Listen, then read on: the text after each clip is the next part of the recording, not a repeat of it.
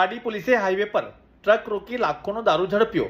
ભાડું મેળવવાની લાલચે truck driver દારૂની હેરાફેરીમાં બન્યો મદદગાર, 3ની ધરપકડ।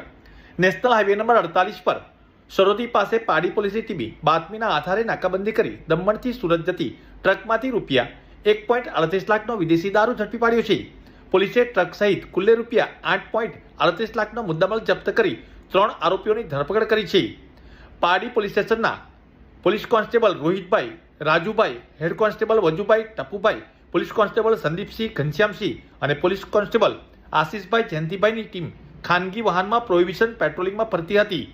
ત્યારે આ દરમિયાન સરોદી થાંભલા ફેક્ટરી પાસે બાતમીવાળી Ashok Leyland truck number DD01M 9235 આવતા જ પોલીસે ટ્રાફિક જામ સર્જી ટ્રકને આંતરી લીધી હતી અને દારૂ ઝડપી પાડ્યો હતો।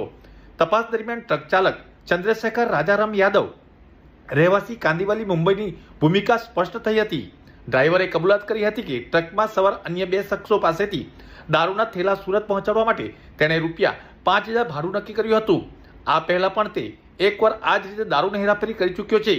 ટ્રકમાં તેની સાથે સવાર અંડોડ રામબાબુ શાહ, રહેવાસી વાપી અને રામ બહાદુર દિનેશ શાહ, રહેવાસી દમણની પણ ધરપકડ કરવામાં આવી છે।